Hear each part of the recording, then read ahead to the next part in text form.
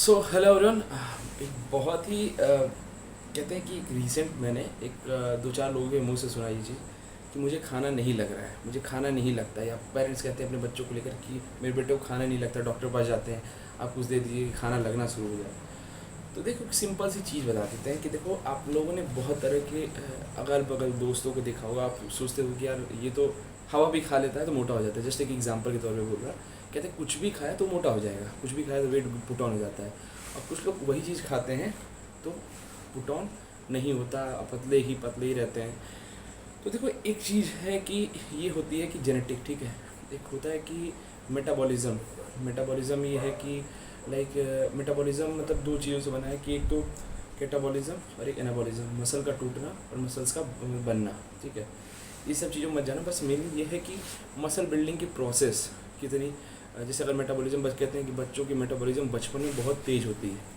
तो बचपन में तेज़ होती है क्योंकि उनकी जो प्रोसेस है, ठीक है, उनको बहुत तेज़ प्रोसेस है, बहुत तेज़ होता है, उनकी बॉडी में फैट नहीं चढ़ता।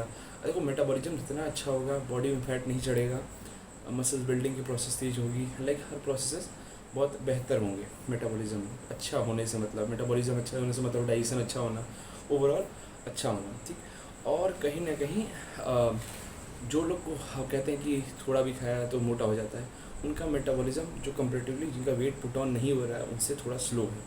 इवन फीमेल्स का कहते हैं कि metabolism compare to male slow होता है।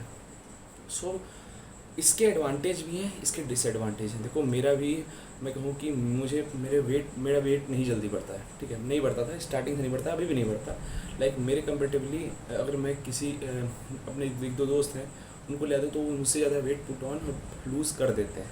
लेकिन एक चीज़ आपके पास एडवांटेज भी है, डिसएडवांटेज भी है। तो एडवांटेज भी है, ये है कि आप बॉडी पे फैट नहीं चढ़ेगा, ठीक, आप बेटर एस्थेटिक दिखोगे। आप ये है कि आप जल्दी बॉडी में फैट नहीं चढ़ेगा, तो एक आपको ये एडवांटेज भी है। ऑल्दो आपका अगर 1 किलो भी पुट ऑन होता है तो वही क्वालिटी मसल पुट ऑन होगी। आप इस चीज़ से वो मतलब डिमोटिवेट मत हो कि मेरा मसल नहीं पुट ऑन हो रहा। देखो एक चीज़ ये भी जान लेना कि अगर आप अपने मेटाबॉलिज्म के अकॉर्डिंग, अपने बॉडी टाइप के अकॉर्डिंग समझ गए हो कि ये है मेरा, उसके अकॉर्डिंग खाना खाओ। एंड जो भी आपका अगर कैलोरी सरप्लस में जा रहा हो तो वेट पुट ऑन होगा, ऑल्दो बहुत स्लो होगा, लेकिन होगा डेफिनेटली। अब जो लोग की मेटाबॉलिज्म स्लो होती है उनके पास एक एडवांटेज होता है कि उनकी स्ट्रेंथ बहुत अच्छी होती है। मैंने ये चीज़ नोटिस की है कि वो हैवी होते हैं, स्ट्रक्चर वाइज बहुत हैवी होते हैं, बोन वाइज बहुत हैवी होते हैं, तो लिफ्ट भी बहुत अच्छा कर लेते हैं, उनकी स्ट्रेंथ बहुत अच्छी होती है। सो दोनों मेटाबॉलिज्म जो भी, जैसे जिन लोग को कहते हैं कि एग्जांपल के तौर पे खाना नहीं लगता है और जिन लोगों को खाना लगता है, मतलब कि हवा भी खाए तो मोटे हो गए, तो दोनों के पास एक एडवांटेज है और डिसएडवांटेज है।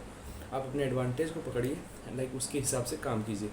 अब जो लोग कहते हैं कि जिनका वेट, जैसे कि जो जल्द कुछ भी खाएं तो मोटे हो जाते हैं, वो वेट पुट ऑन से परेशान है, तो देखो आप अपने जो आपका मेटाबॉलिज्म है, जो आपकी स्ट्रेंथ है, उसको आप यूटिलाइज़ करो। आपको यूटिलाइज़ करके अपनी मसल बिल्ड करो, क्योंकि आपकी स्ट्रेंथ अच्छी है तो आप मसल बिल्ड भी कर सकते हो। ऑल्दो आप फैट गेन भी सेम टाइम पे करोगे, बट आप भी अपने स्ट्रेंथ पार्ट को यूटिलाइज़ करो, अपने बेस्ट पार्ट को यूटिलाइज़ करो, अपने बॉडी में उसको यूज़ करो। सो ये था सिंपल सा कि आपको खाना क्यों नहीं लगता, वो है आपकी बॉडी टाइप, ठीक है। आप लेकिन हाँ, आप भी कैलोरी सरप्लस में जाओगे तो आपका वेट पुट ऑन होगा, बट थोड़ा स्लो होगा कंपेयर टू जिनका मेटाबॉलिज्म स्लो है।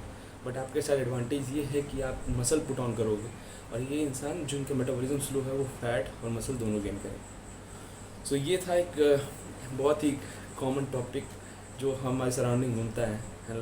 ऐसे ही बहुत सारे टॉपिक्स लाते रहेंगे। So keep watching nutrition official. Thank you.